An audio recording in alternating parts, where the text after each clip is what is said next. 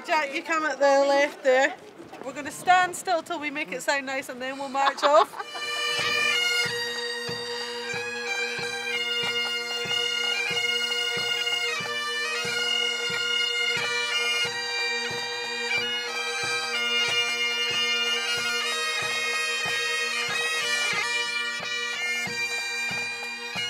And that sacrifice of the men and the women who served in the First World War is best summed up in another short verse.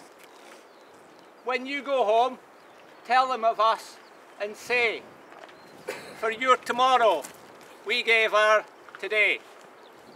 This is one of those todays. Just open the case up. So these were Alec Mackay's pipes, and he was a piper with the Lovat Scouts during the First World War. Because your father was a piper during the war as well. Yes, and and he was in the Scots Guards pipe band.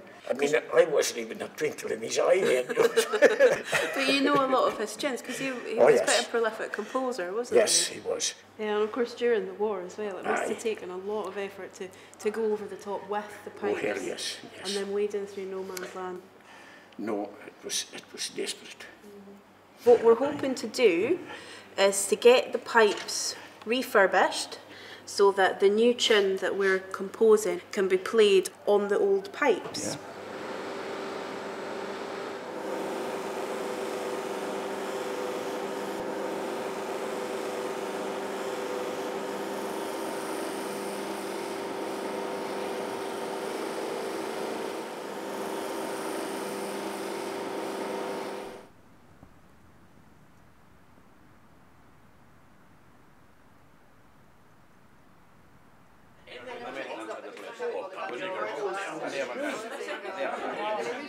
So you were telling me about your uncle. He worked in the Orkneys and he joined the army and he was killed at the Battle of Lewes. I think that same day there was about 5 pipers killed. And you're a piper as well? Yes, aye. And can you tell me a little bit about this?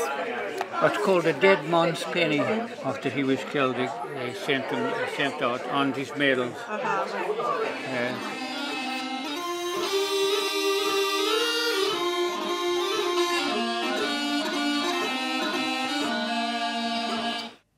That's Willie's polka. It was composed by Willie MacDonald, the man who we've been talking about today. So his son, Donnie, who you'll meet later, he told us that he never wrote this tune down, but it was a tune that he played at all the ceilidhs and at the dances when people were doing a polka dance. This is Donnie's father, and I loved him very much. He was a very, very nice man. He used to take us to the dances, and he always played this Willie's polka, so hopefully we're going to hear it today. People at the dances, they christened it Willie's polka.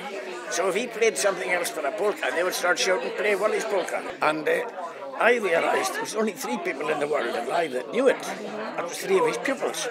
They were getting old as well. So I got one of them to write it out for me, write the music out. If not for that, it would have been lost.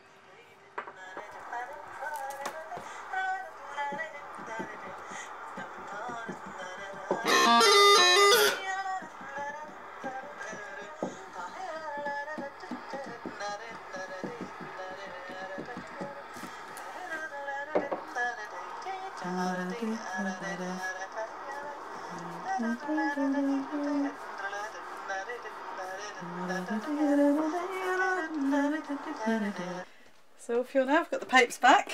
Brilliant. Okay, so I put them in the old case.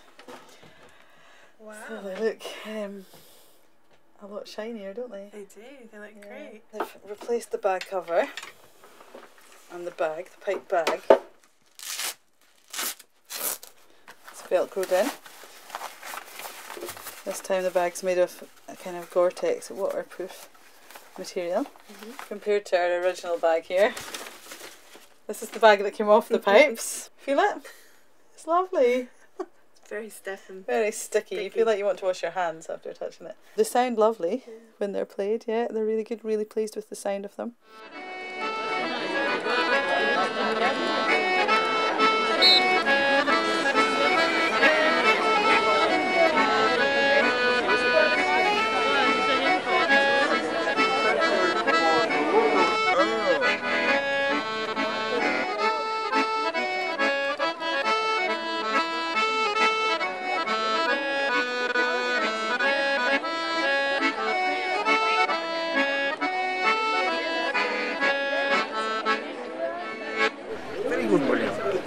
I have great pleasure in welcoming you all to the 2015 Downey's Highland Gallery. As well as the usual events, we have a joint exhibition from Strathnaver Museum on Mackay country, featuring their Pibrochs and Poppies project, telling stories of pipers from northwest Sutherland during World War I.